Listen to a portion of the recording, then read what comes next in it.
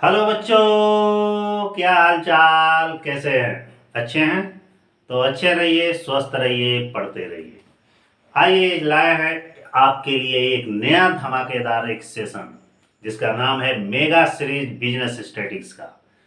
Business statics, ध्यान दीजिएगा, new revise syllabus के अकॉर्डिंग ये बिजनेस स्टैटिक्स बन रहा है। जो राष्ट्रीय नई शिक्षा नीति लागू हुई है उसके अकॉर्डिंग आप लोग को रिवाइज सिलेबस लॉन्च किया जा रहा है।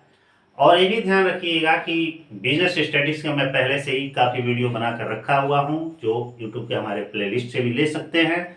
और डिस्क्रिप्शन बॉक्स में उसका लिंक दिया गया है, कमेंट सेक्शन में भी उसका लिंक दिया गया है, वहाँ से भी आप पूरा डिटेल से पढ़ सकते हैं। क्योंकि इस वीडियो में केवल रिवाइज सिलेबस चलेगा, शुरू से लेकर अंत तक। काफ़ी लंबे वीडियो होंगे, लेकिन साथ में एक चीज़ और भी बताना चाहेंगे कि जो फर्स्ट ईयर का फर्स्ट सेमेस्टर जो है, जिसमें बिजनेस ऑर्गेनाइजेशन और बिजनेस कम्युनिकेशन है, तो इसका भी प्लेलिस्ट का डिस्क्रिप्शन बॉक्स में लिंक दिया गया है और कमेंट सेक्शन में भी दिया गया है, वहाँ से आप पढ़ सकते हैं। और ये चैनल पे मिल जा रहा है आसानी से, तब तो कोई बात ही नहीं है, वहाँ से भी पढ़ सकते हैं। आप जैसा पढ़ना चाहें वैसा पढ़ सकते हैं। BR कॉमर्स सर्च करिए, कोई भी वीडियो आए उसके डिस्क्रिप्शन बॉक्स में देख लीजिएगा, खासतौर से बिजनेस स्टैटिक्स के, उसमें लिंक दिया रहेगा। और एक चीज़ और, वीडियो अच्छा लगे तो ध्यान दीजिएगा, हर एक पर्सन, जितने भी लोग वीडियो देखेंगे, कम से कम एक लाइक जरूर कर देंगे, ठीक है? और अच्छा लगे, और ज़्यादा अच्छा लगे तो अपने फ्रेंडों में शेयर भी कर देंगे, ताकि एग्ज़ाम बहुत समझिए कि नज़दीक है। और एग्ज़ाम नज़दीक होने का मतलब ये है कि आप लोग को अब पढ़ना पड़ेगा।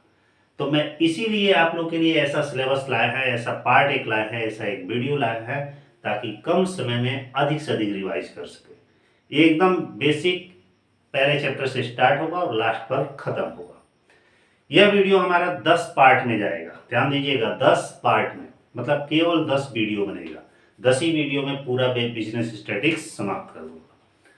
तो आइए स्टार्ट करते हैं, लेकिन ध्यान रखिएगा शेयर करना न भूलिएगा, और हर व्यक्ति एक लाइक जरूर करेगा।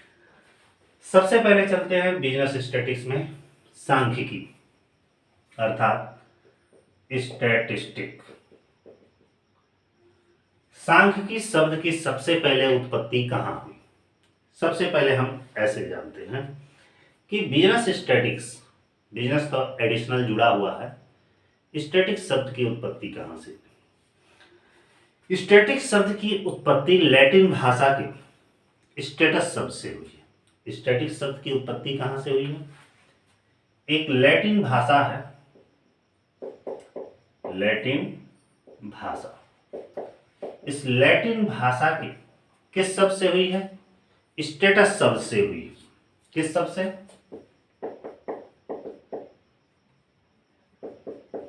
स्टेटस शब्द से हुई। इस स्टेटस का अर्थ क्या होता है? एक राजनीतिक राज्य। क्या होता है? एक राजनीतिक राज्य। वैसे स्टैटिक शब्द का प्रयोग तो बहुत प्राचीन काल से चला आ रहा, सदियों से चला आ रहा, लेकिन उसका यूज अलग अलग सेक्टरों में किया जाता था। लेकिन जैसे जैसे विकास हुआ, तरक्की हुआ, लोगों में नई टेक्नोलॉजी आई, स्टैटिक्स का इसका प्रयोग अनेकों क्षेत्रों में किया जाने लगा। जैसे कि जब लैटिन भाषा में स्टेटस शब्द की, स्टैटिक शब्द की उत्पत्ति स्टेटस शब्द से हुई थी, तो इसका प्रयोग एक राजनीतिक राज्य के रूप में किया गया। कुछ लोग ये भी मानते हैं कि स्टैटिक शब्द की उत्पत्ति इटालियन शब्द से भी हुई, मतलब इटली से भी, जिसमें इटालियन में स्टेटों के नाम से जाना जाता है। कहाँ से हुई? इटालियन। ये स्टैटिक शब्द इटालियन की स्टेटो शब्द से बनी है। इसका भी अर्थ राजनीतिक राज्य है। और एक और भाषा से हुई है, जैसे कि 15वीं शताब्दी में इसको स्टैटिक के नाम से भी जाना गया। कब? 15वीं शताब्दी में जर्मन में, माने जर्मन भाषा में स्टैटिस्टिक शब्द से माना जाता। इसका भी अर्थ होता है एक राजनीतिक राज्य, राजनीतिक राज्य। लेकिन ये तो सब कहने के हैं। प्रश्न ये उठता है कि सबसे पहले खोज किसने किया? क्योंकि ये तो मान लीजिए लैटिन भाषा है, लैटिन देश में हुई, इटालियन भाषा है इटली में हुई, जर्मन भाषा है जर्मनी में, लेकिन इसकी उत्पत्ति, शुरुआत, प्रारंभ किसने किया था? एक बहुत अच्छे विद्वान थे और वो जर्मन विद्वान थे। कौन विद्वान थे? जर्मन विद्वान। जर्मन मतलब है जर्मनी के रहने वाले, जिनका नाम था सर गाटफ्राइड एकेनवाल। इन्होंने किया था। सर गाटफ्राइड एकेनवाल को किसका आविष्कार किया? किसकी खोज की? सांख्यिकी की। किसकी? सांख्यिकी की, अर्थात स्टैटिस्टिक। ठीक ना? स्टैटिस शब्द की उत्पत्ति। ये ध्यान दीजिएगा, एक चीज और है, इस गाटफ्राइड एकेनवाल को सांख्यिकी का जन्मदाता कहा जाता। क्या कहा जाता है? जन्मदाता। इन्हें हम कहते हैं फादर ऑफ स्टैटिक्स। क्या कहा जाता है? Father of statics. किसको कहा जाता है? गाटफ्राइड एकेनवाल को। अब हम बढ़ते हैं थोड़ा सा आगे कि इस सांख्यिकी होता क्या है। जो हमारा स्टैटिक्स शब्द है, स्टैटिक्स मतलब होता क्या है, स्टैटिक्स का प्रयोग हम क्या करते हैं, किस अर्थों में लगाते हैं। जो हमारा सांख्यिकी शब्द है, इसकी उत्पत्ति एक तरह से समंक शब्द से। समंक को क्या कहा जाता है? आंकड़ा भी कहा जाता है। इसको अंग्रेजी में डाटा भी कहा जाता है और इसको सूचना भी कहा जाता है। इसका मतलब यह हुआ कि जहां पर हम आंकड़ों का कार्य करते हैं, डाटा का काम करते हैं, समंकों का काम करते हैं, सूचनाओं का काम करते हैं, और इन सब का एक मेजरमेंट किया जाता है, अर्थात मापन जहां किया जाता है। किसका? जो भी सूचनाएं एकत्र किए हैं, जो भी गणनाएं किए हुए हैं, इनके बारे में जब अध्ययन किया जाता है, उनका मापन किया जाता है, इसमें कुछ गणितीय विधियों का प्रयोग किया जाता है, जिसको यहाँ पे सांख्यिकी विधियों का प्रयोग कहा जाता है, तो क्या कहलाता है? स्टैटिक्स कहा जाता है। प्रश्न अब ये भी उठता है कि इस स्टैटिक्स शब्द में बहुत सारे विद्वान हुए, जिसमें से मुख्य विद्वान एक है डॉक्टर बाउले। क्या है? डॉक्टर बाउले। डॉक्टर बाउले का कहना है, क्या कहना है? सांख्यिकी क्या है? सांख्यिकी गणना का विज्ञान है। गणना का विज्ञान। सांख्यिकी क्या है? गणना का विज्ञान। इनके कहने का अर्थ यह हुआ कि जहां पर हम गणित संबंधी क्रियाएं करते हैं, और गणित संबंधी क्रिया किसको कहा जाता है? इस समंक, इस आंकड़ा, इस डाटा, इस सूचना के द्वारा जहां भी हम गणित संबंधी क्रियाएं करते हैं, तो उसी को सांख्यिकी कहा जाता है। एक और विद्वान है डॉक्टर वाडिंगटन। इनका मानना क्या है कि सांख्यिकी क्या है? सांख्यिकी अनुमानों व संभावनाओं का विज्ञान है। क्या इन्होंने कहा? इन्होंने कहा कि सांख्यिकी अनुमानों व संभावनाओं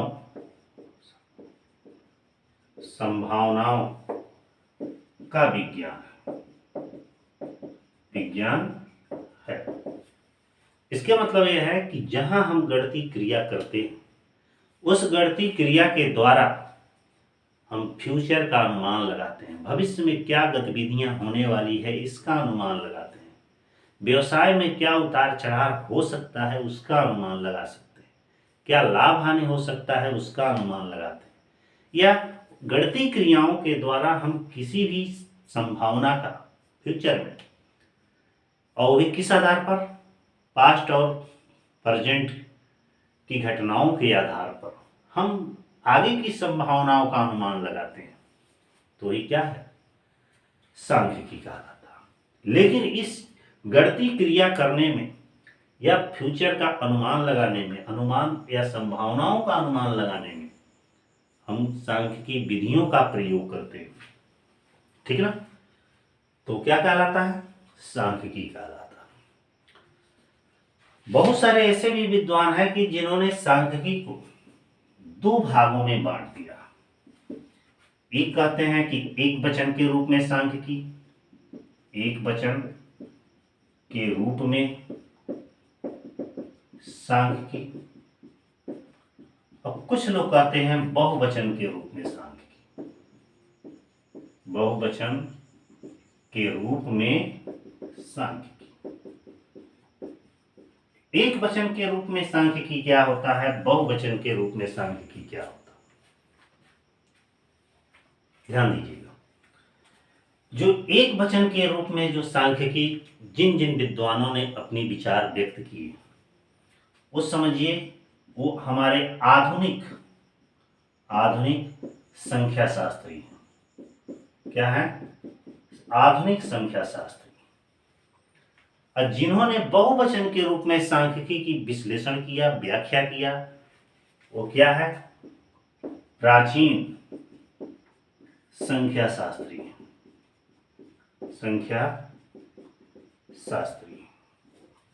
मतलब कि सांख्यिकी के विषय में जिनकी प्राचीन धारणाएं, प्राचीन मान्यताएं हैं, पहले के तरह तर्ज पर, जैसे कि डॉक्टर बाउले और बाडिंगटन क्या है, ये हमारे बहुवचन के रूप में सांख्यिकी है। क्यों, क्योंकि बाउले और बाडिंगटन तो कहते हैं सांख्यिकी बस वही है जिसमें गणना किया जाए, गणती क्रियाएं की जाए। अब बाडिंगटन कहते हैं कि हमें तो अनुमानों और संभावनाओं करना है सांख्यिकी के द्वारा। तो ये प्राचीन धारणाएं, ये प्राचीन अर्थशास्त्री। आधुनिक अर्थशास्त्री क्या कहते हैं, आधुनिक अर्थशास्त्री कहते हैं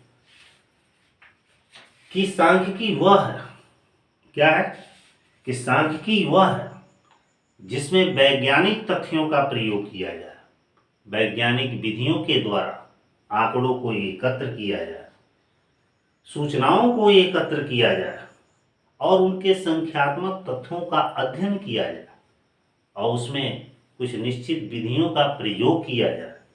अब प्रयोग करने के बाद से उसका विश्लेषण, उसका निर्वचन का कार्य किया जाए, उस पर उचित निष्कर्ष निकाला जाए। तो ये हमारा क्या है, सांख्यिकी।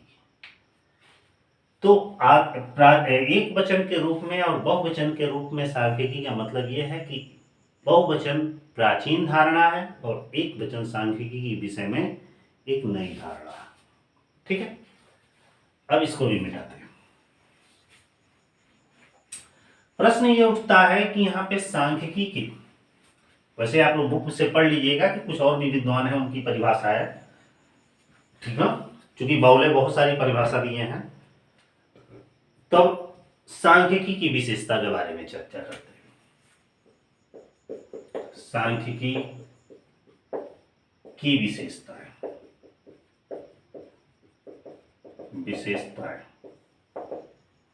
सांख्यिकी की विशेषताएं क्या होती हैं, ध्यान दीजिएगा। पहली सांख्यिकी की विशेषता तो बहुत सारी हैं, लेकिन फर्स्ट, सांख्यिकी तथ्यों के समूह होते हैं। क्या विशेषता है कि जो हमारा सांख्यिकी है, क्या है, सांख्यिकी तथ्यों के समूह होते हैं।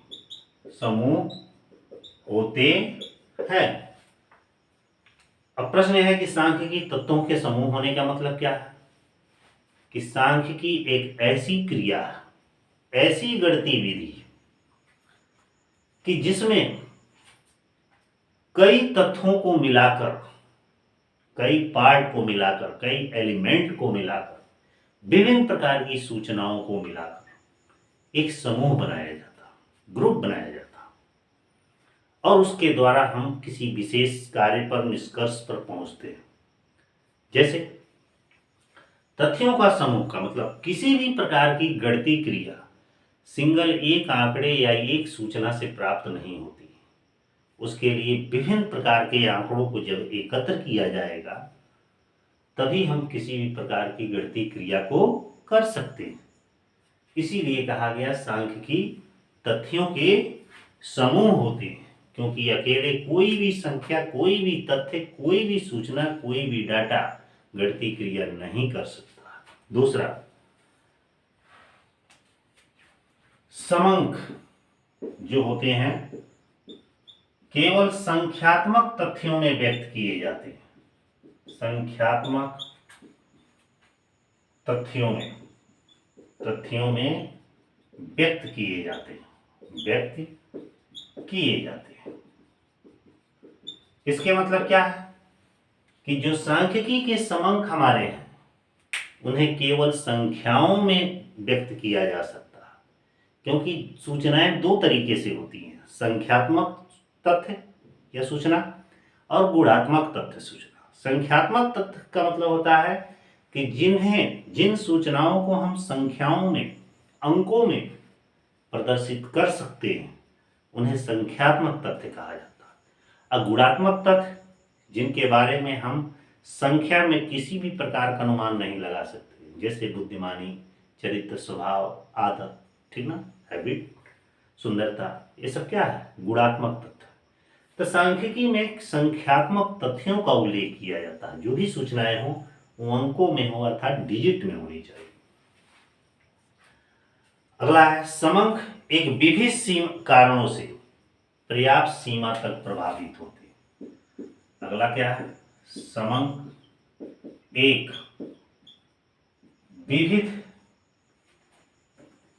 विविध सीमा तक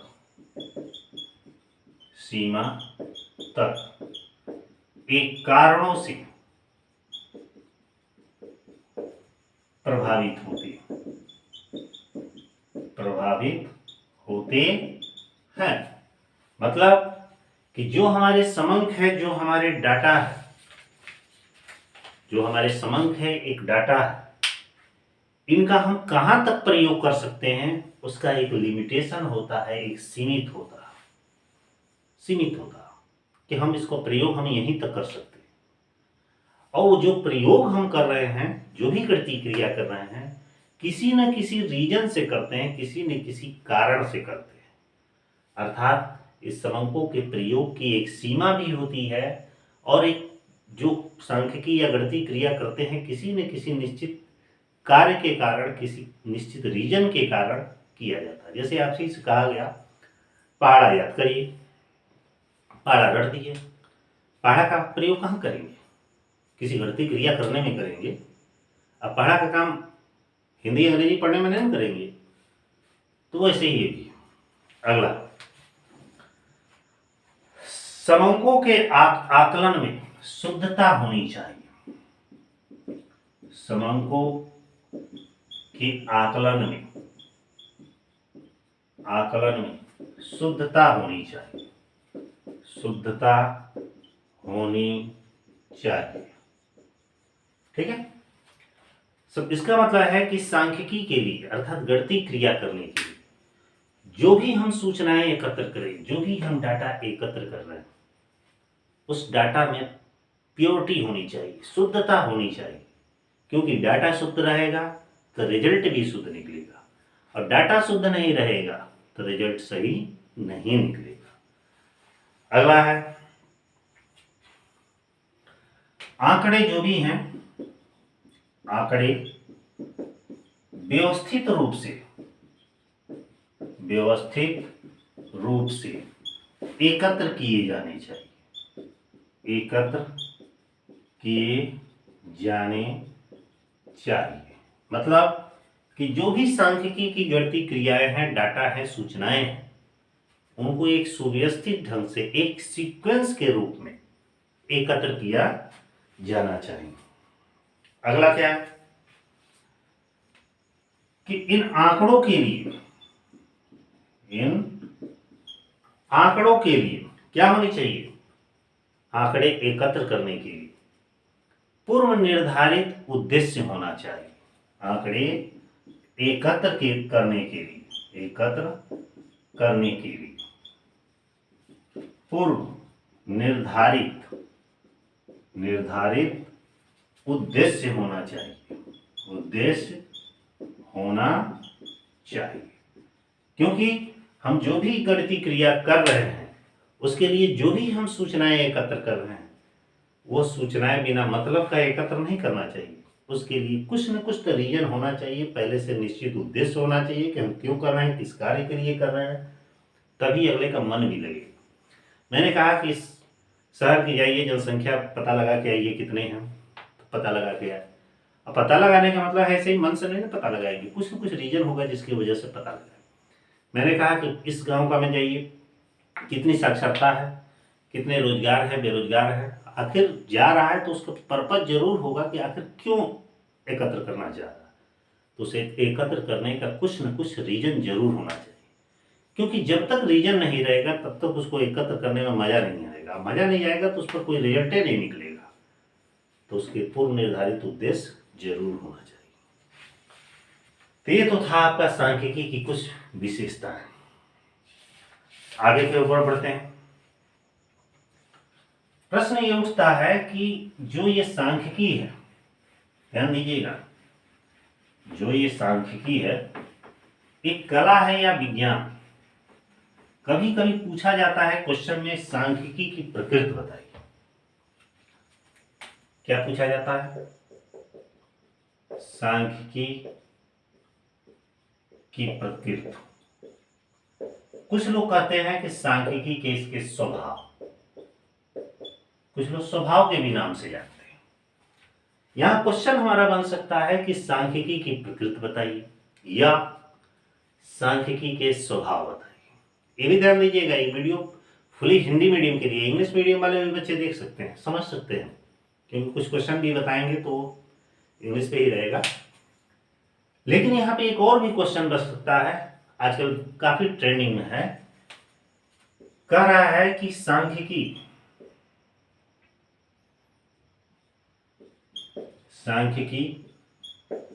कला है या विज्ञान? समझाइए। समझिएगा, ये 3 क्वेश्चन हुआ। अब तीनों का मतलब एक ही हुआ। क्वेश्चन हमारा है कि सांख्यिकी की प्रकृति बताइए, सांख्यिकी के स्वभाव बताइए, सांख्यिकी कला है या विज्ञान। यदि हम इसके प्रकृति व स्वभाव पे आते हैं, प्रकृति या स्वभाव पे आते हैं, तो सांख्यिकी का जो नेचर होता है वह नेचर 2 टाइप का होता है। कि सांख्यिकी, पहला नेचर है कि सांख्यिकी विज्ञान के रूप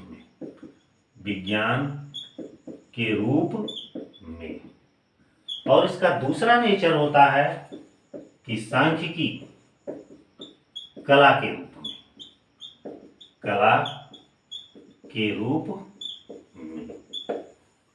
ध्यान दीजिएगा, सांख्यिकी विज्ञान के रूप में क्या होता है? विज्ञान के रूप में जानने से पहले, सांख्यिकी को विज्ञान के रूप में जानने से पहले हमें ये जानना पड़ेगा कि विज्ञान क्या होता है। What is science? साइंस क्या है? साइंस का मतलब होता है कि जहां पर कुछ निश्चित क्या होते हैं, निश्चित कारण होते हैं और कुछ निश्चित परिणाम होते हैं। जहां पर मतलब एक ऐसी ज्ञान की खोज जहां कुछ निश्चित कारण और एक निश्चित परिणाम। जैसे ये चीज है, इसको हम हवा में उछाल रहे हैं तो ये क्या हो रहा है, ये ऊपर जा रहा है और फिर ऊपर से ऐसे नीचे आ रहा है। कारण है कि हमको ये देखना है कि ये कहां तक जा रहा है, परिणाम ये होगा कि कहीं तक ही जाएगा। इसको वापस आना है। और यह नियम केवल एक जगह लागू नहीं होते हैं, ये हर जगह लागू होते हैं, सर्वत्र लागू होते हैं। तो उसी तरह सांख्यिकी को कला और विज्ञान मानने के पीछे में विज्ञान इसलिए माना है कि सांख्यिकी के नियम जो होते हैं वो सार्वभौमिक होते हैं, अर्थात हम यहाँ भी वही प्रयोग करेंगे, यहाँ से 100 किलोमीटर दूर भी इसी सांख्यिकी का प्रयोग करेंगे। सांख्यिकी बिना किसी रीजन से हम नहीं करेंगे, कुछ न कुछ रीजन होगा तभी करेंगे, और जब कुछ कर रहे हैं तो उसका परिणाम भी कुछ जरूर आएगा। ठीक है। तो इसे सांख्यिकी को एक विज्ञान के रूप में माना जाता है। जिस तरह साइंस के नियम हर जगह सर्वमान्य हैं, उसी तरह सांख्यिकी के नियम भी हर जगह सर्वमान्य है। जिस तरह साइंस में कुछ निश्चित विधियों का भी प्रयोग किया जाता है, तो सांख्यिकी में भी क्या किया जाता है, कुछ निश्चित विधियों का प्रयोग किया जाता है, कुछ निश्चित विधियों का प्रयोग किया जाता है। और इसके जो नियम क्या होते हैं वह सर्वमान्य होते हैं, अर्थात सभी जगह एक समान रूप से लागू होते हैं। और ये सारे स्वभाव जैसे कि देखे होंगे मीन, मीडियन, मोड वगैरह है, स्टैंडर्ड डेविएशन, कोरिलेशंस है, रेग्रेशंस है, इंटरपोलेशन, एक्स्ट्रापोलेशंस है, या इंडेक्स नंबर्स है, ठीक ना, स्क्वेनेस है, तमाम है, कार्ल पियर्सन, स्पीयरमैन्स का कोरिलेशन है। ये सारे रूल हर जगह लागू होते हैं, अर्थात कि इसमें कुछ निश्चित विधियों का प्रयोग किया जाता है। नियम सारे जगह सामान्य होते हैं, निश्चित कारण तक प्रभावित होते हैं, इसका कुछ रिजल्ट होता है, अर्थात इसके सारे रूल साइंस के नियमों से मेल खाते हैं, इसलिए इसे विज्ञान कहा गया। प्रश्न ये उठता है कि सांख्यिकी को कला क्यों कहा गया। सांख्यिकी को कला कहने का पीछे क्या है, उसके पहले जानना पड़ेगा कि कला हमारा क्या, कला क्या होता है। कला क्या होता है? कला से तात्पर्य किसी विशेष ज्ञान योग्यता से होता है। जब हम कोई भी कार्य किसी विशेष ज्ञान योग्यता, शिक्षण, प्रशिक्षण, अनुभव के द्वारा करते हैं तो पक्का है, स्वाभाविक है, वो कार्य अच्छा होगा। तो क्या कहलाएगा? कला कहलाएगा। मतलब कि सांख्यिकी क्या है? एक कला है। जैसे एक आम आदमी मान लीजिए है, सिंपल एक आदमी, इसको किसी भी चीज का अनुभव नहीं है और इसको कोई कार्य सौंपा गया। जब ये कार्य सौंपा जा रहा है तो ये कार्य करेगा और अपने जाने में तो अच्छा ही करेगा, लेकिन वहीं पे एक दूसरा पर्सन है जिसके पास शिक्षा भी है, अनुभव भी है और योग्यता भी है। ये भी उस कार्य को करेगा,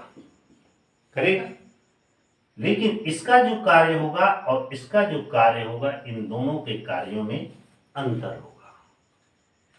यह कार्य जितनी सफाई से करेगा उतना कार्य यह सफाई से नहीं करेगा। ठीक उसी तरह यहां कला इसलिए कहा गया है कि सांख्यिकी का प्रयोग के लिए विशेष ज्ञान योग्यता की आवश्यकता होती है, शिक्षण प्रशिक्षण की आवश्यकता होती है, एक अनुभव की आवश्यकता होती है। और जब हम इन सांख्यिकी विधियों का प्रयोग एक कुशल व्यक्ति के द्वारा किया जाता है, यह कुशलता पूर्वक किया जाता है, शिक्षण प्रशिक्षण अनुभव के द्वारा किया जाता है, विशेष योग्यता के साथ किया जाता है, तो इसका रिजल्ट बेहतर होगा ही होगा।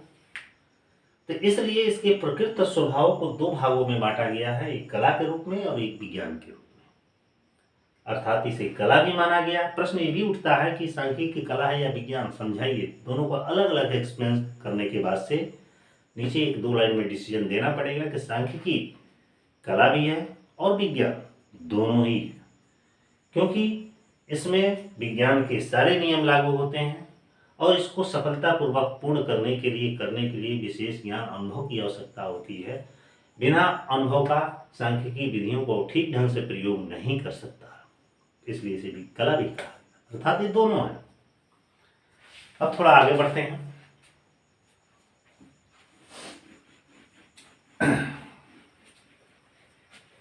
अगला हमारा टॉपिक जो है वह प्रश्न उठता है कि सांख्यिकी के, एक चीज और भी बता दें कि जो ये हमारा यूनिट चल रहा है उसे चूंकि मुझको पहले ही लिखना चाहिए, ये हमारा फर्स्ट यूनिट था विषय प्रवेश। विषय प्रवेश जिसमें टॉपिक है सांख्यिकी एक परिचय। एक परिचय, ये इसी के बारे में आप पढ़ रहे हैं। क्योंकि मैं लिखना भूल गया जल्दीबाजी में, तो उतना माइंड न लीजिएगा, ठीक ना।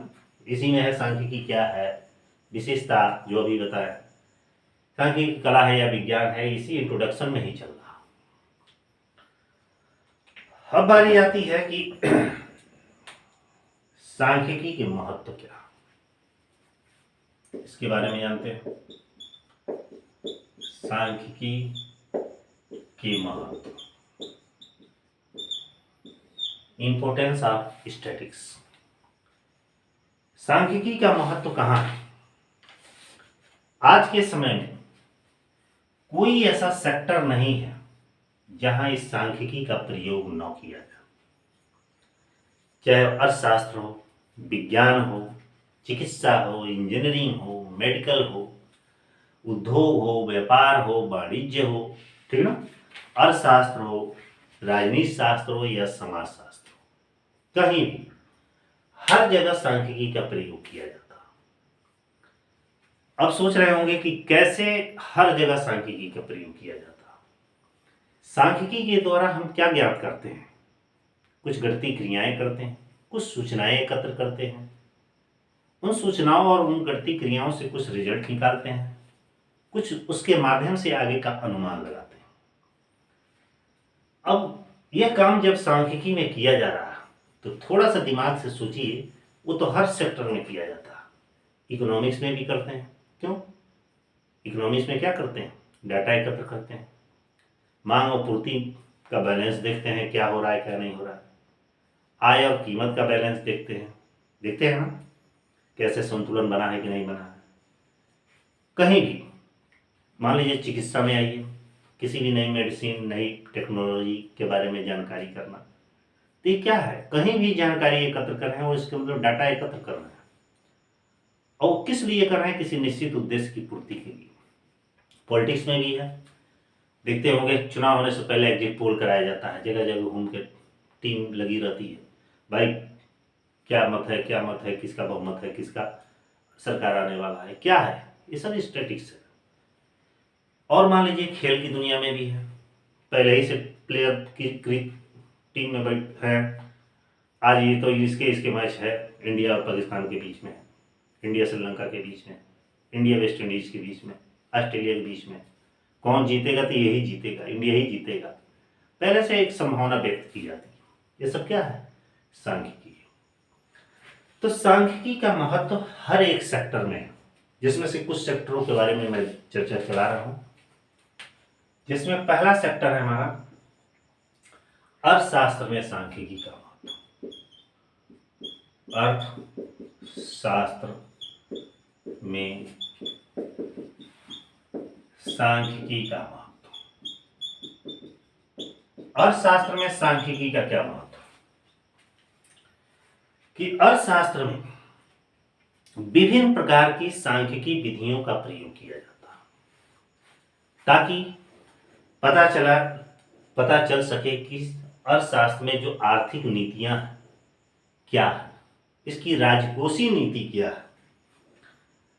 विभिन्न प्रकार की आर्थिक समस्याओं का अध्ययन करने के लिए अर्थशास्त्र में सांख्यिकी विधियों का प्रयोग किया जाता है, जैसे कि कोरिलेशन है, इंडेक्स नंबर है, रेग्रेशन है।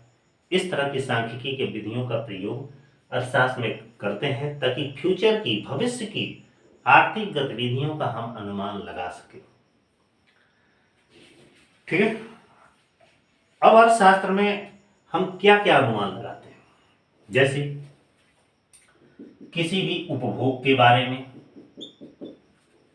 कि कंज्यूमर जो हमारे हैं कितने वस्तुओं का उपभोग कर सकते हैं, और उत्पादन के बारे में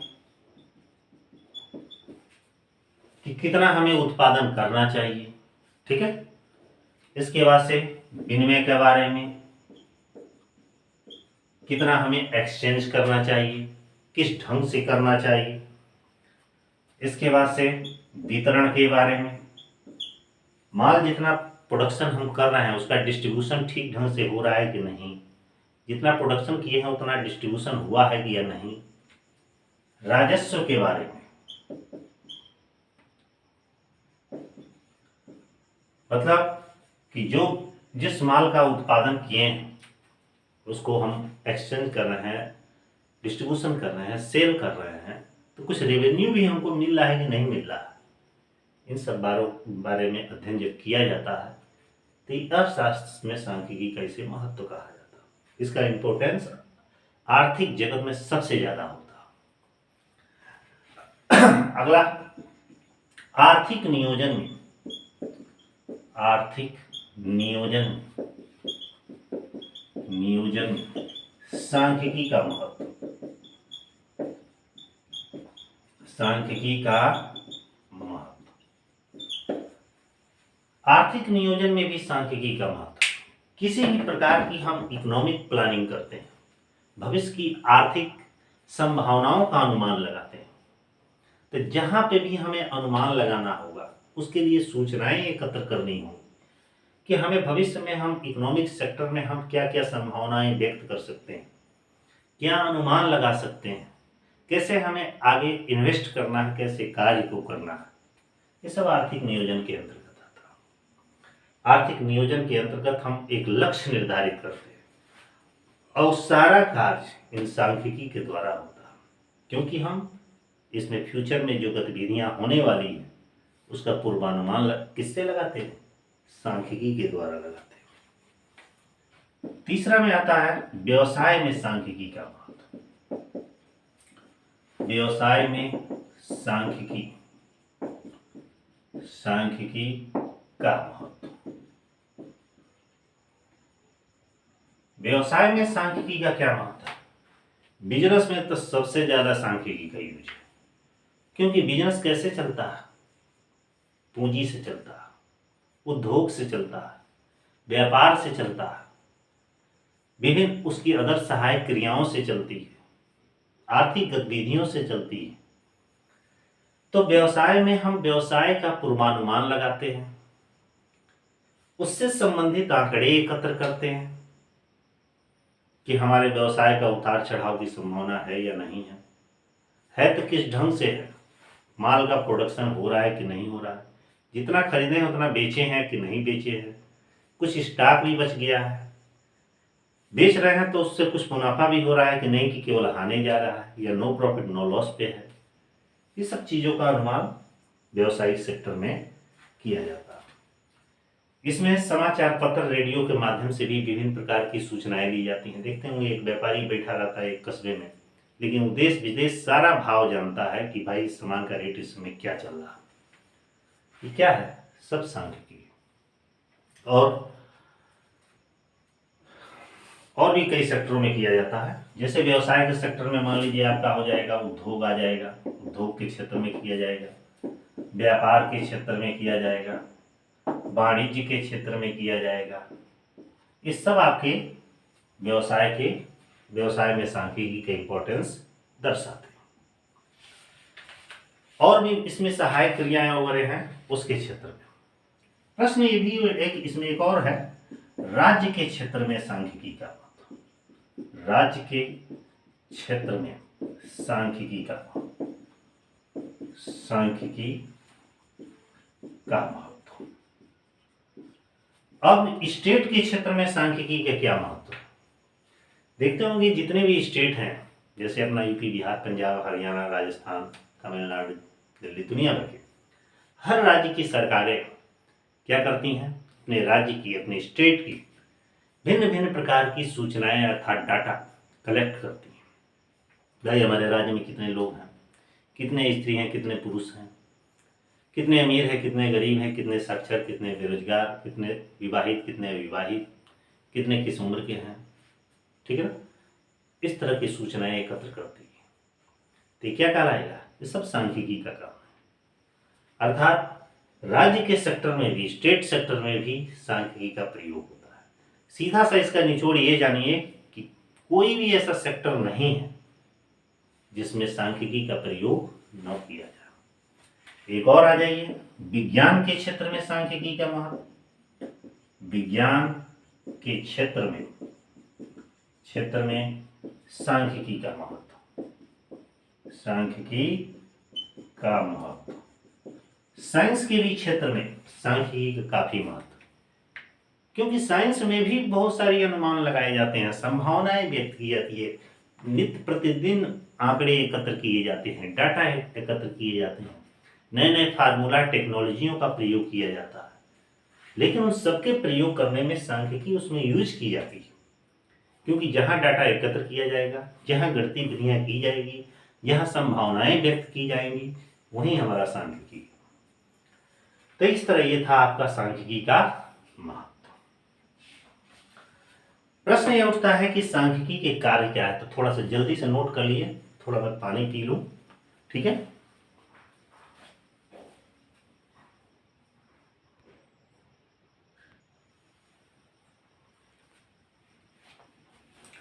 हाँ तो बच्चों नोट कर लिए होंगे आप लोग। चलिए मिटाते हैं इसको। नेक्स्ट टॉपिक पे हम चलते हैं कि सांख्यिकी के कार्य क्या है। क्या चीज? सांख्यिकी के कार्य। जल्दी से इसको मिटा दें। ठीक, ध्यान दीजिए। सांख्यिकी के कार्य, इसके कार्य कौन कौन से हैं, फंक्शन कौन कौन से हैं, कि स्टैटिक्स हमारा कौन कौन सा कार्य करता है। वैसे सांख्यिकी का प्रयोग तो अभी मैं बताया कि हर सेक्टर में किया जाता है। अब कार्य की बात इसकी आ गई कि हर सेक्टर में काम करता है, हर एक तरीके के काम करता है। अब कौन कौन से तरीके से करता है यह देखिए। जो सांख्यिकी होता है वो तथ्यों को, किसी भी प्रकार के तथ्यों को सूक्ष्म व सरल बनाने का कार्य करता है। पहला है, यह तथ्यों को सूक्ष्म व सरल बनाने का कार्य करता है, बनाने का कार्य करता है। इसका मतलब क्या है कि जितने भी सूचनाएं हैं, जितने भी तत्व हैं, जितने भी तथ्य प्राप्त हुए हैं, एलिमेंट प्राप्त हुए हैं, सूचनाएं प्राप्त हुई हैं, डाटा प्राप्त हुआ है, उस डाटा से सूक्ष्म बनाने का, छोटा बनाने का और सिंपल बनाने का कार्य करता है। देखे होंगे कि कोई कहानी है, पूरा डिटेल में पढ़ते जाएंगे, ऊब भी जाते हैं, बोर भी हो जाते हैं, अच्छा भी लगता है। लेकिन यदि उस कहानी को कहीं से पढ़े या सुने, किसी और के सामने प्रस्तुत करेंगे, तो आप अपने भाषा में, अपने लैंग्वेज में उसको प्रेजेंट करेंगे। ऐसे लैंग्वेज, ऐसे भाषा में प्रेजेंट करेंगे कि वो आसानी से समझ जाए। ठीक उसी तरह जब एक टीचर है और स्टूडेंट है, टीचर जब पढ़ाता है, पूरा किताब का लाइन बाय लाइन नहीं बोल देता, वो पूरे चीजों का अध्ययन किया रहता है और अध्ययन करके कुछ ऐसे शब्दों के द्वारा, ऐसे शब्द का मतलब सरल शब्दों के द्वारा अपनी बातों को टीचर के, स्टूडेंट के सामने प्रेजेंट करता है कि बच्चा आसानी से समझ जाए। वैसे ही हमारा सांख्यिकी है, ये जितने भी तथ्य होते हैं उसको एक संक्षिप्त बनाता है, सूक्ष्म बनाता है और उसको सिंपल से सिंपल, सरल से सरल बनाने का कार्य करता है, ताकि आसानी से कोई भी व्यक्ति इसे समझ सके, जान सके, उसके बारे में अध्ययन कर सके। दूसरा, यह तथ्यों को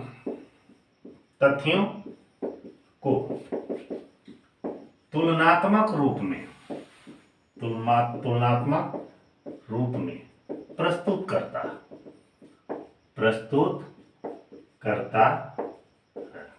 इसका मतलब क्या है कि जो भी तथ्य हैं, इस प्रकार से सांख्यिकी प्रेजेंट करता है किसी दूसरे से तुलना किया जा सके।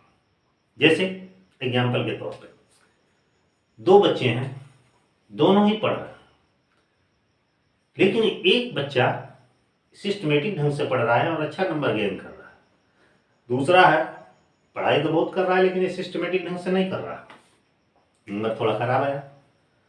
अब ये सांख्यिकी क्या करता है, दोनों को कंपेयर करने का, उन दोनों में तुलनात्मक अध्ययन करने का कि भाई आखिर क्या रीजन है जिसके वजह से उसका कम नंबर आया, इसका अधिक नंबर आया, क्योंकि पढ़ने में दोनों ही अच्छे हैं, दोनों ही पढ़ते हैं। तो उसी तरह किसी भी प्रकार का डाटा जब वो कलेक्ट करेगा, उसका कंपेयर करेगा कि भाई इसको यहाँ प्रेजेंट किया जाए कि नहीं किया जाए, करना ठीक रहेगा कि नहीं करना ठीक रहेगा, दोनों में बेहतर कौन है। आप ही के सामने 2-3 चीज़ें, 4 कपड़ा लेने के लिए जाते हैं, दुकानदार 10 कपड़ा दिखा देता, लेकिन आप चुनते किसको हैं, जिसे आपको पसंद है उसी को चुनेंगे। तो ये क्या करता है सांख्यिकी, विभिन्न प्रकार की जो भी सूचनाएं हैं उसमें तुलनात्मक अध्ययन के लिए प्रस्तुत करता है कि आप कंपेयर करिए, मिलाइए, कौन सटीक रहेगा, ठीक रहेगा। अगला,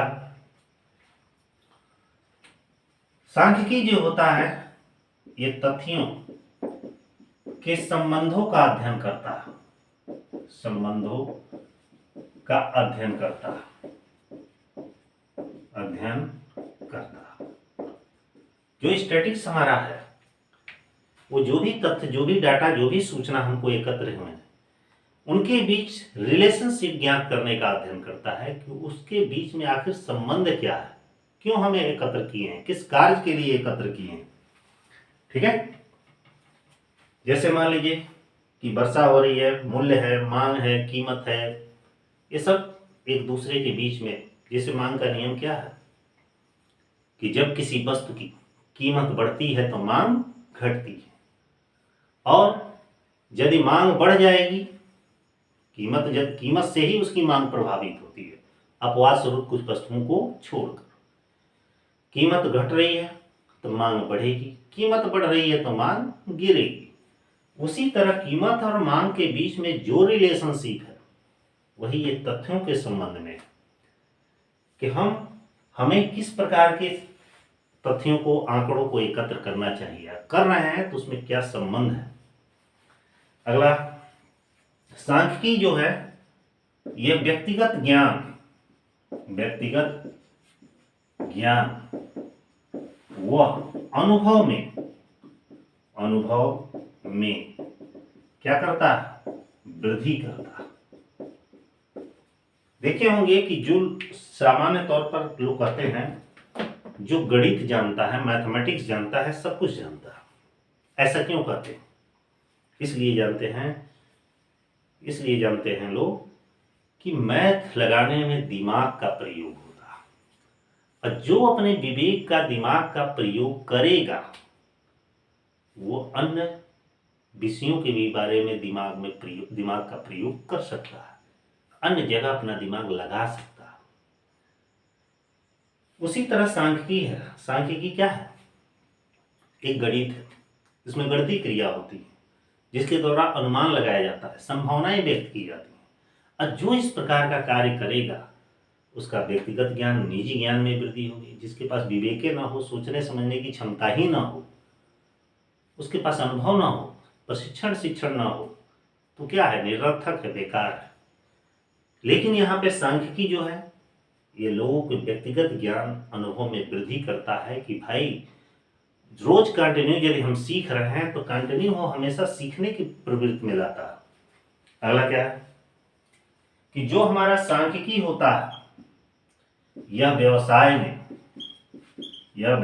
में नीति निर्धारण का कार्य करता है।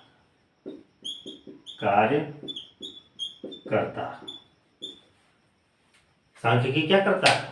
व्यवसाय में पॉलिसी बनाने का काम करता है, क्योंकि किसी भी व्यवसाय में कुछ नियम, कानून या पॉलिसियां तभी बनाई जाती हैं जब उसके अंदर दूरदृष्टि, दूरदर्शिता हो, और यह तभी होगा जब उसके पास सांख्यिकी का ज्ञाता हो, सांख्यिकी की जानकारी हो, क्योंकि वो विभिन्न प्रकार की सूचनाओं से आगे की सोच समझ बना सकता है और आगे के बारे में जब सोच लेगा, समझ लेगा, जानकारी हासिल करेगा, तो उस पर कुछ नियम कानून भी बना सकता है कि यदि हम ऐसा करें तो कैसा होगा।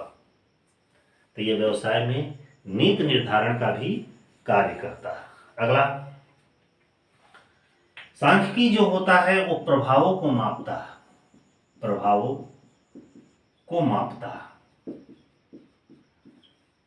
प्रभावों को मापना का मतलब है कि व्यवसाय में हमारे ऊपर क्या इफेक्ट पड़ रहा है या पड़ने वाला है, ये सब सांख्यिकी के द्वारा अनुमान लगाया जाता है। देखे होंगे कि मूल्यों में कभी अचानक मार कर गिर गया, मूल्यों में कभी अचानक उतार चढ़ाव होता है, तो सारी चीजें सांख्यिकी के द्वारा ही मापी जाती है। किसी वस्तु की तेजी होती है तो वस्तुओं को थोड़ा ब्रेक कर दिया जाता है कि ताकि व्यापारी को घाटा ना लगे। वस्तुओं में मंदी होती है तो भी उसके लिए समस्या होती है, तो उसको बैलेंस बनाकर चलना रहता है। अगला, जो सांख्यिकी है वह नियमों, वह सिद्धांतों को, सांख्यिकी क्या होता है, नियमों और सिद्धांतों की सत्यता की जांच करता, सत्यता की जांच करता। जो हमारा स्टैटिक्स है इस चीज की जांच करता है कि जो नियम बनाए गए हैं, जो रूल बनाए गए हैं, जो कानून बनाए गए हैं, वो जो उसके सिद्धांत है, प्रिंसिपल है, वो सही भी है या नहीं बे, उसके अकॉर्डिंग हम चल भी रहे हैं कि नहीं चल रहे हैं। ये सारी चीजें सांख्यिकी में किया जाता है। सांख्यिकी जो है संख्यात्मक तथ्यों को स्पष्ट करता है। यह केवल संख्यात्मक तथ्यों को स्पष्ट करता है। स्टैटिक्स जो हमारा है केवल संख्यात्मक तथ्यों को, जो अभी पीछे विशेषता में बताया, उन्हीं को प्रदर्शित करेगा, गुणात्मक तथ्य को नहीं करता है। और अंतिम है कि सांख्यिकी क्या करता है, सबसे महत्वपूर्ण है पूर्वानुमान, पूर्वानुमान लगाने का कार्य करता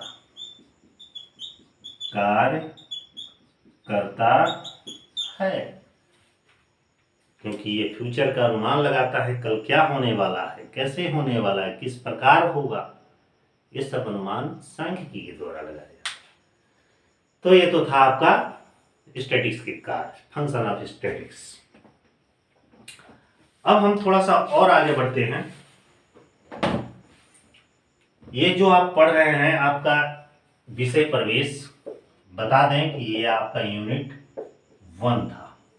आप भी सोच रहे हैं अगर थोड़ा थोड़ा रुक रुक के बता रहे हैं, है कोई बात नहीं, ये यूनिट 1 के अंतर्गत पढ़ रहे हैं। और इस यूनिट 1 जो विषय प्रवेश सांख्यिकी एक परिचय जो दिया गया है, उसका ये आखिरी टॉपिक अब बताने जा रहे हैं। मिटा दें इसको।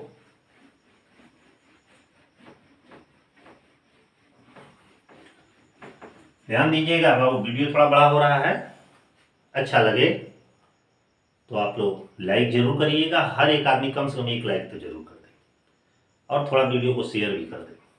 भाई आप शेयर कर देते हैं तो थोड़ा मनोबल बढ़ जाता है, हमको और अच्छा करता है कि भाई कि आप लोग के लिए कुछ उपयोगी वीडियो बना दें। तो ये जरूर करिएगा, क्योंकि मान लीजिए मुझे क्या पढ़ना है, आपको है, थोड़ी सी जानकारी हासिल कर लेंगे तो अच्छा ही रहेगा, नंबर अच्छा पाएंगे। ठीक है, तो नेक्स्ट बढ़ते हैं, सांख्यिकी की सीमाएं। आखिरी एक टॉपिक है यूनिट 1 का, सांख्यिकी की सीमाएं। Limitation of statics. सीमा का मतलब क्या होता है, सीमाएं का मतलब होता है दोष, कमियां, हानियां। मतलब सांख्यिकी की कौन कौन सी सीमाएं हैं, सांख्यिकी की कितनी लिमिट है, सांख्यिकी की क्या दोष है, सांख्यिकी की क्या हानि है, किसी भी रूप में क्वेश्चन आ सकता है। तो सांख्यिकी के जहां देखिए, जहां पर कुछ फायदे होते हैं, कुछ लाभ होते हैं, कुछ इसके इंपॉर्टेंस होते हैं, तो वहां पे कुछ उसकी लिमिटेशंस भी होती है, डिमेरिट भी होती है, कुछ लॉस भी होता है। ऐसा नहीं कि कोई भी ऐसा चीज नहीं है जहाँ केवल फायदे फायदे हो, नुकसान ना हो। तो हर एक चीज़ में कुछ उसकी मेरिट है तो कुछ डिमेरिट जरूर है। यही है, कहीं मेरिट ज़्यादा है तो डिमेरिट कम है, कहीं मेरिट कम है तो डिमेरिट ज़्यादा है। उसी तरह सांख्यिकी के कुछ दोष भी दिए गए हैं, कुछ कमियां भी हैं, कुछ इसकी सीमाएं भी हैं। वो हमारी सीमाएं कौन कौन सी? फर्स्ट सीमा, सांख्यिकी है केवल संख्यात्मक तथ्यों का अध्ययन करता है, गुणात्मक तथ्यों का नहीं। जो हमारा सांख्यिकी है, सांख्यिकी केवल संख्यात्मक तथ्यों का अध्ययन करता है,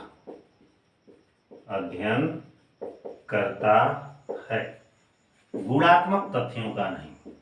गुणात्मक तथ्यों का नहीं मतलब क्या हुआ कि सांख्यिकी में जो भी क्रियाएं की जाती है केवल संख्या के रूप में की जाती है, अर्थात जो आंकड़ा सूचना डाटा हम अभी बताए वो क्या होता है, सब संख्या के रूप में होता है, क्योंकि उन्हीं संख्याओं आंकड़ों के द्वारा ही हम किसी प्रकार की गणितीय क्रिया करते हैं, पूर्वानुमान लगाते हैं।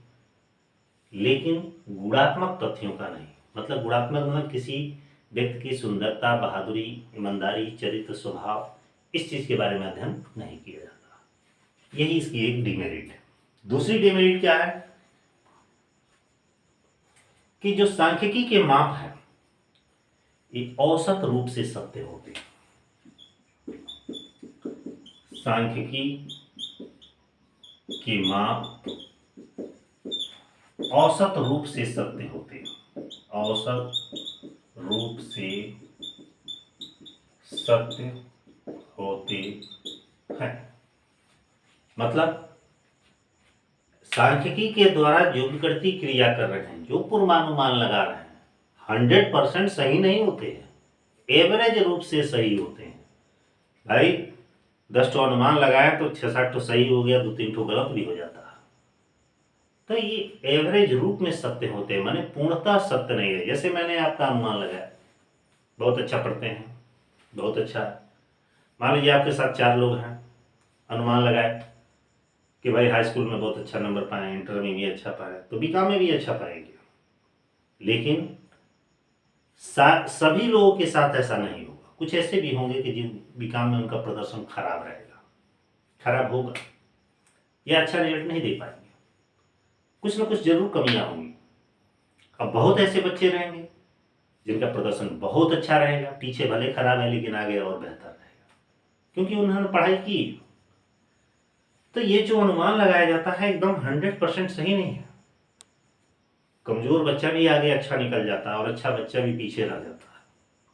तो एवरेज रूप से ये सत्य होते हैं। तीसरा क्या है कि जो सांख्यिकी होती है, ये क्या होती है? सांख्यिकी यह समूहों में अध्ययन करती है, समूहों में अध्ययन करती है, व्यक्तिगत इकाइयों में नहीं, व्यक्तिगत इकाइयों में नहीं, व्यक्तिगत इकाइयों में नहीं। इसका मतलब क्या होता है कि जो हमारा स्टैटिक्स है ये बहुत सारे सूचनाओं को मिलाकर हम यूज करते हैं, बहुत सारे अंकों को, डाटा को, सूचनाओं को, समंकों को मिलाकर इसका प्रयोग किया जाता है, यूज किया जाता है, तथा सांख्यिकी का प्रयोग किया जाता है। किसी एक इकाई, एक अंक, एक सूचना के द्वारा नहीं किया जाता।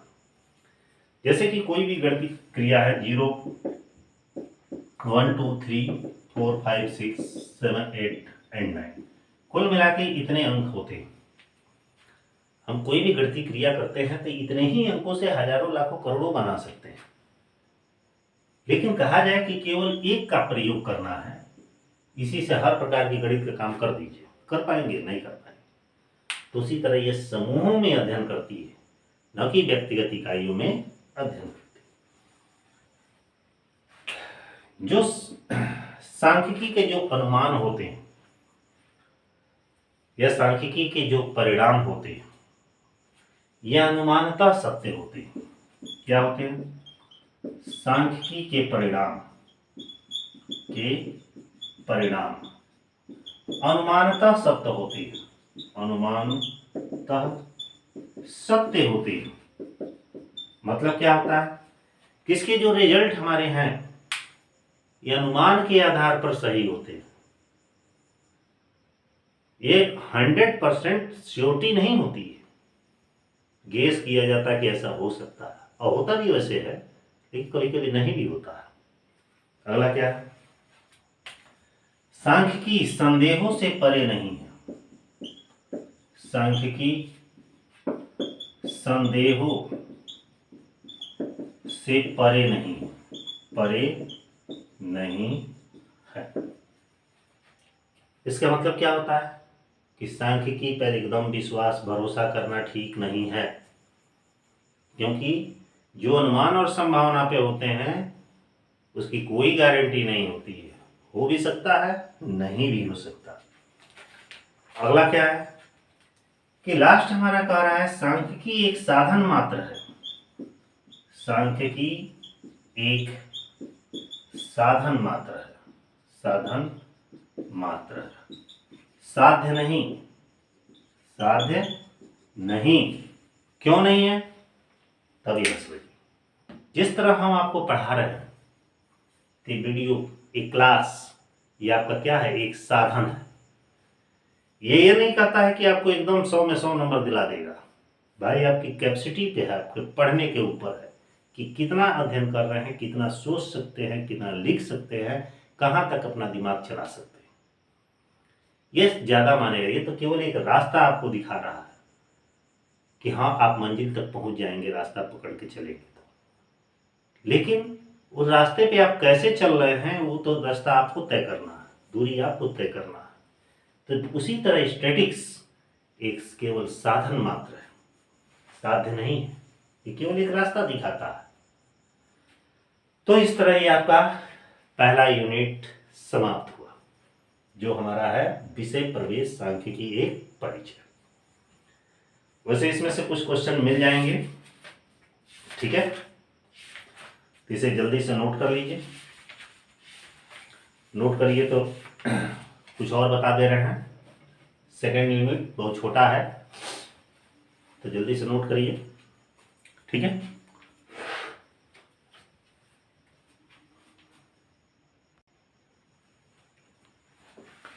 तो नोट कर लिए आप लोग, चलिए मिटाते हैं हम।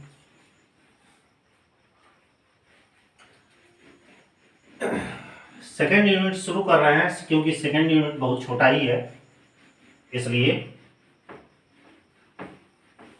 आपको अभी बता दे रहे हैं इसी लेक्चर में, क्योंकि समय कम है। हमारा यूनिट 2 शुरू होता है सांख्यिकी के प्रति अविश्वास या समंकों के प्रति अविश्वास, समंकों के प्रति अविश्वास,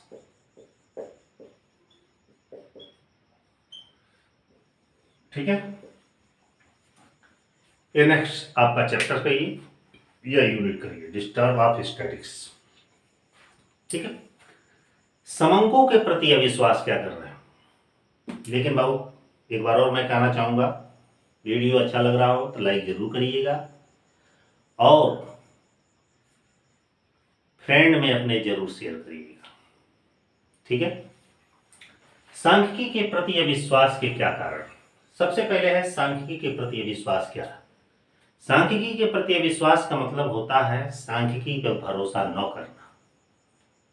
अब ऐसा कैसे हो सका, अब तक ही इसकी विशेषता बताए, इतने गुण बताए, इसके कार्य बताए, अब प्रश्न यहाँ पे क्यों उठ रहा है कि सांख्यिकी के प्रति अविश्वास नहीं किया जा सकता। तो सांख्यिकी के प्रति विश्वास न करने के बहुत सारे रीजन हैं। एक विद्वान है जिनका नाम है डिजराइली, इन्होंने कहा कि समंक मतलब सांख्यिकी झूठ होते हैं। क्या होते हैं, झूठ होते हैं, माने झूठे होते हैं। इन्हीं के समकालीन एक विद्वान थे मार्क ट्वेन, क्या नाम था इनका, मार्क ट्वेन। इनका कहना यह था कि समंक क्या होते हैं? 3 प्रकार के होते हैं। समंक कितने प्रकार के होते हैं? असमंक में इन्होंने सबसे पहले जिक्र जो किया वो झूठ को कहा। किसको कहा? झूठ। झूठ के 3 प्रकार। कितने प्रकार हैं? 3 प्रकार। कौन कौन से झूठ? ये ध्यान दीजिए। एक होता है झूठ और दूसरा होता है सफेद झूठ, सफेद झूठ, और तीसरा होता है समंक। मतलब कि एक तो एकदम झूठा, ठीक ना, मतलब वो कभी सही बोलबे नहीं करता है, और एक सफेद झूठ, ऐसा झूठ जिसमें लगता है एकदम 100% सच्चाई है लेकिन रहता है पूरा पूरा गलत झूठ। और एक होता है समंक। समंक का मतलब यहाँ पे वही चीज, आंकड़ा, डाटा या सूचना। क्योंकि जब भी हम कोई भी प्रकार की गणितीय क्रिया करते हैं तो गणित एक ऐसी चीज है, गणितीय क्रिया एक ऐसी चीज है जहां पर कितनी भी सफाई से किया जाए कहीं न कहीं मिस्टेक हो ही जाता है। किसी भी प्रकार का गणितीय क्रिया कर रहे हैं, हिसाब किताब कर रहे हैं, कितना भी एक्सपर्ट है, अभी कोई जरूरी नहीं है कि हम रोज हो, कभी एक कवाल सही, कहीं न कहीं मिस्टेक हो ही जाएगा। मैनुअल मिस्टेक जिसको कहा जाता है। तो झूठ 3 प्रकार के इन्होंने विश्लेषण किया। ऐसे ही बहुत सारे विद्वान है कहे कि भाई कि झूठ ऐसा होता है, झूठ वैसा होता है। उसमें डिजरायली क्या कहते हैं कि जो झूठ होता है इंद्रधनुष किस तरह से होता है? इंद्रधनुषीय होता है, ठीक ना। अब इन्होंने इंद्रधनुषी क्यों कहा? देखते होंगे आसमान में एक इंद्रधनुषीय तारा होते हैं। वो कितने रंग के होते हैं? 7 रंग के। सताहवा कहा जाता है भोजपुरी में। जिस तरह वो 7 तारे होते हैं, समय समय पर दिखते हैं, हमेशा नहीं दिखते हैं, वैसे ही हमारे समंक होते हैं, वैसे ही हमारे झूठ होते हैं। मतलब झूठ का कोई रंग रूप आकार प्रकार नहीं होता है, वो कैसे कब किधर से बह जाए वही झूठ है। इन्होंने इंद्रधनुषीय नाम दिया। ऐसा इसलिए इन्होंने कहा कि समंकों के प्रति जो भी हमारे पास डाटा है, गिनतियां हैं, आंकड़े हैं, सूचनाएं हैं, जो भी उन पर 100% हम भरोसा नहीं कर सकते। जैसे मान लीजिए हमने किसी कहा कि बगल में एक गांव है, जाइए पता लगा के आइए कि इसमें कितने लोग रहते हैं, कितने जानवर हैं, कितने स्त्री पुरुष हैं। वो गया, जाने के बाद से एक एक घर, ऐसे भी हो सकता है कि एक एक घर की तलाशी ले, पूछे भाई कितने लोग रहते हैं, सबका पूरा पता कर ले।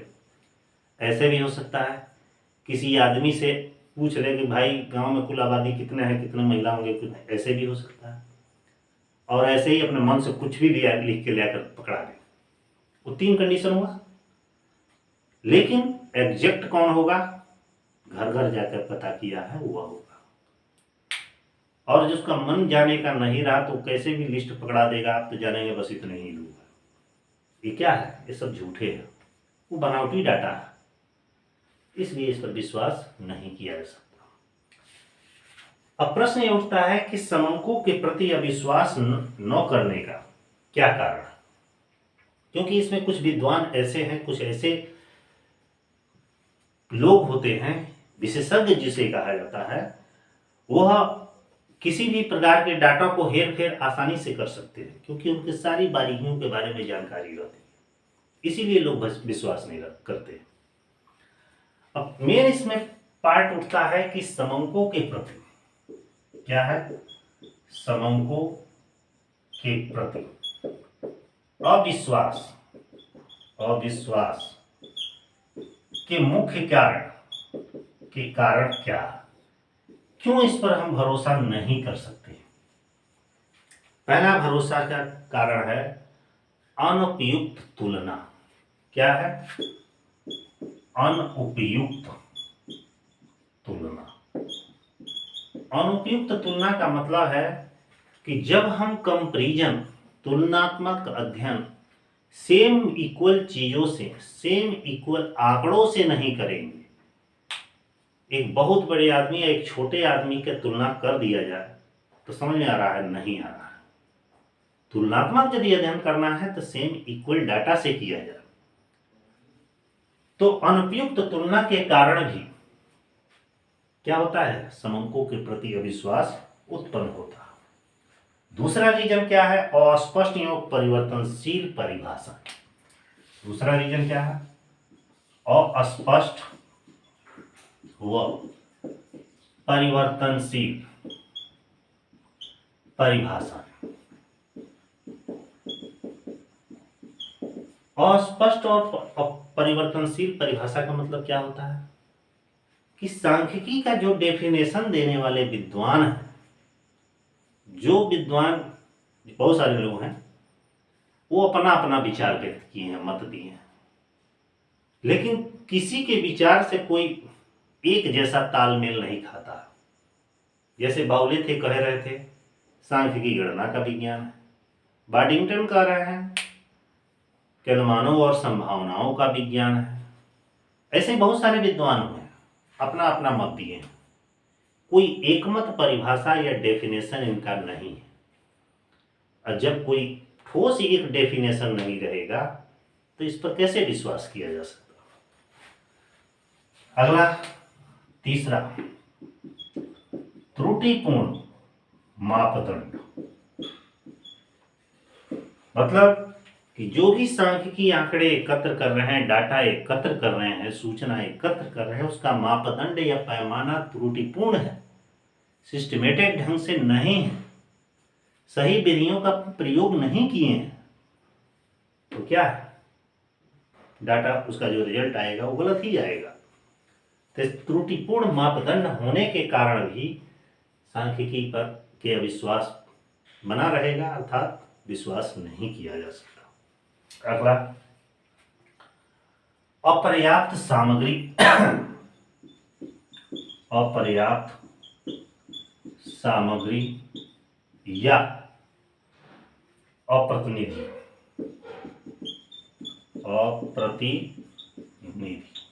मतलब कि डाटा को कलेक्ट करते समय जो हमारे मटेरियल है, सामग्रियां हैं, अपर्याप्त है।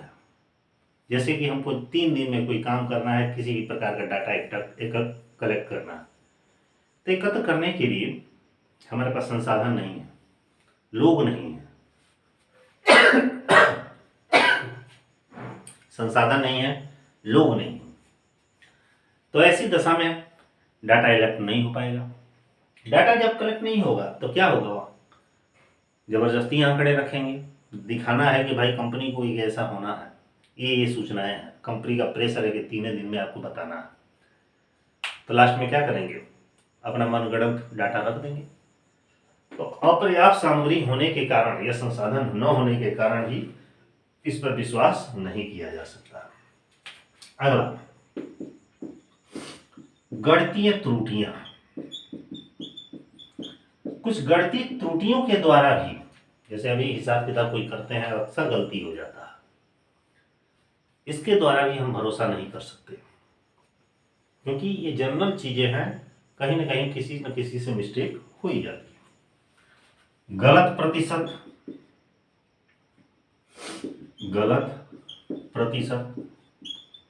यदि हमको किसी भी डाटा को, सूचना को, संभावना को परसेंटेज में व्यक्त करना है, वो परसेंटेज सही ना हो, जैसे आप ही परीक्षा में पास हुए, मैंने पूछा कितना है तो आप कहे 70% है, लेकिन रियल में तो या तो 72 है, नहीं तो 65-66 है। आपको परसेंटेज नहीं निकालना आता है, मुझे मानी कह दिए भाई 70 पाए हैं, तो उसका क्या मतलब है? अगला क्या है? अगला है बनावटी सूक्ष्मता। बनावटी सूक्ष्मता का मतलब क्या होता है? कभी कभी तो डाटा बनावटी सब रहते हैं, तो जब बनावटी डाटा रहेगा तो सही रिजल्ट कहाँ निकलेगा? और सही रिजल्ट निकलेगा तो क्यों भरोसा हम करेंगे समंकों पर? अगला है सांख्यिकी रीतियों का दुरुपयोग। सांख्यिकी रीतियों का दुरुपयोग, रीतियों का दुरुपयोग। देखे होंगे कि जो भी फार्मूले या डाटाएं बनी हुई हैं सही कार्य करने के लिए, लेकिन जब हम इनका गलत प्रयोग करेंगे तो परिणाम भी तो गलत होगा। तो जब इन विधियों का, जो सांख्यिकी विधियों का ठीक ढंग से हम इस्तेमाल नहीं करें, आपसे पूछा गया मीन निकालिए, आप मीडियन निकाल रहे हैं, ये मीने का फार्मूला नहीं मालूम है, कोरिलेशन का फार्मूला नहीं मालूम है, स्केनेस का फार्मूला, स्टैंडर्ड डिविएशन का नहीं मालूम है। जब आपको फार्मूले नहीं याद है तो कैसे निकालेंगे? तो सही रीति का न प्रयोग करने के कारण भी परिणाम हमारे क्या होते हैं? गलत निकल जाते हैं। ठीक है, तो फिलहाल यही था विश्वास के कारण। एक क्वेश्चन और इस पर बनता है, इसमें ज्यादा क्वेश्चन नहीं है, 2 ही क्वेश्चन है। समंकों के अविश्वास के क्या कारण है, और दूसरा है कि सांख्यिकी का अन्य विज्ञानों के साथ क्या संबंध है। मिटाते हैं इसको।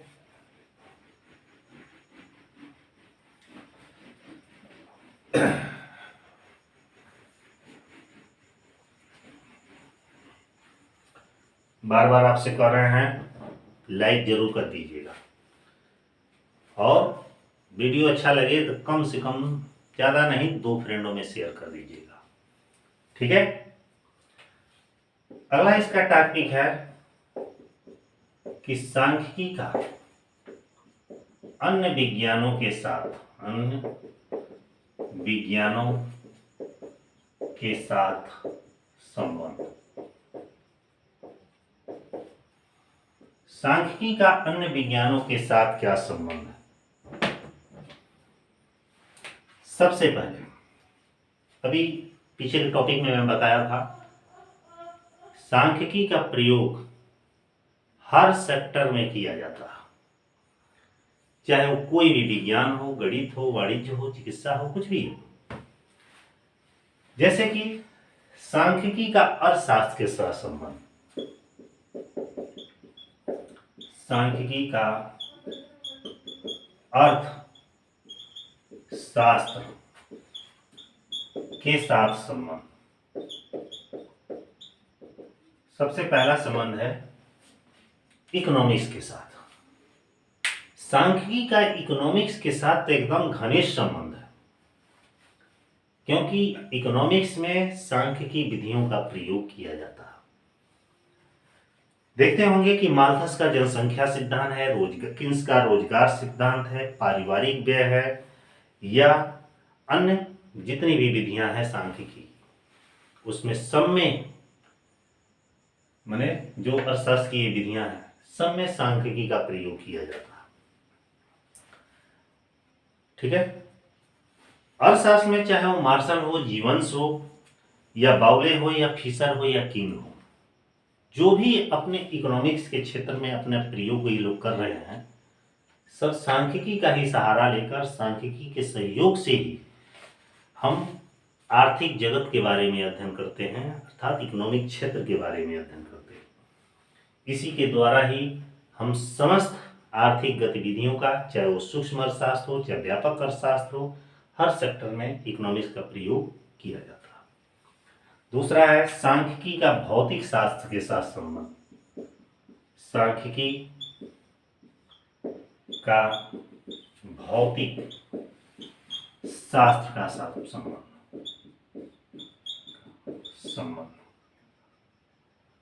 सांख्यिकी के भौतिक शास्त्र के साथ संबंध।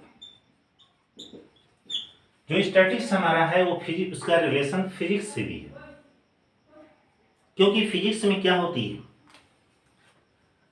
अंतरिक्ष में ग्रह हैं, नक्षत्रों के बारे में अध्ययन किया जाता है, और जितने भी फिजिकल चीजें हैं, भौतिक चीजें हैं, उसके बारे में अध्ययन किया जाता है। इन चीजों के बारे में अध्ययन करने के लिए हमें गणितीय क्रिया की सहायता चाहिए, जो पूर्णतः अनुमानों और संभावनाओं पर आधारित हो। हम चांद पे पहुंच गए, तो ये कैसे पहुंचे? कुछ गणितीय क्रिया किए होंगे कि यहाँ से वहाँ तक के डिस्टेंस कितना है, किस एंगल से नापे, कितनी बेग से जाए कि हम पहुँच जाएंगे, कितना समय लगेगा। इसमें सब में कार्य करने में गणितीय क्रियाओं का प्रयोग किया गया और हमने संभावना व्यक्त किया कि हम मून तक पहुँच जाएंगे, पहुँच भी गए। तो ये सब किसके द्वारा हुआ? सांख्यिकी के द्वारा हुआ। सांख्यिकी का सामाजिक विज्ञान के साथ संबंध, सांख्यिकी का सामाजिक विज्ञान के साथ संबंध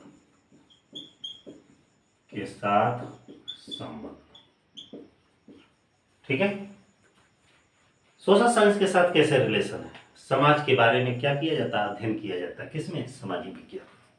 समाज में क्या होता है, कौन कौन सी कल्चर है, रीत रिवाज है, कौन कौन सी जातियां धर्म रहते हैं, क्या उनकी वेशभूषा परिधान है, इन सब चीज़ों के बारे में अध्ययन किया जाता है। लेकिन ये कैसे अध्ययन किया जाता है? सांख्यिकी के द्वारा अध्ययन किया जाता है, क्योंकि इनके बारे में हम गणितीय क्रिया डाटा एकत्र करते हैं, सूचनाएं एकत्र करते हैं, उनका निष्पादन, परिपादन, निर्वचन, ठीक ना, वर्गीकरण, सारणियां, ये सब तैयार करते हैं, उस पर एक निष्कर्ष निकालते हैं और उसका सामाजिक जीवन में हम प्रयोग करते हैं। अब एक और चीज है, अन्य विज्ञानों के साथ संबंध। अन्य विज्ञान का मतलब के साथ संबंध। अन्य विज्ञान में जैसे रसायन है, चिकित्सा है, ठीक ना, इसके साथ भी बहुत घनिष्ठ संबंध है। केमिकल में कोई दवा बनानी है, कितनी मात्रा में जाएगी, कब जाएगी, इसका रिएक्शन क्या होगा। मान लीजिए चिकित्सा में है, भाई कौन सा मीटर है, थर्मामीटर है, तो स्फिग्नोमीटर है, आला है, जो भी है भाई, वो सब चीज में क्या किया जाता है? गणितीय क्रिया किया जाता है, टेम्परेचर कितना है। तो अन्य विज्ञानों के साथ, चाहे वो मेडिसिन हो, चाहे कोई भी हो साइंस, इसके साथ घनिष्ठ संबंध है। गणित के साथ सांख्यिकी का संबंध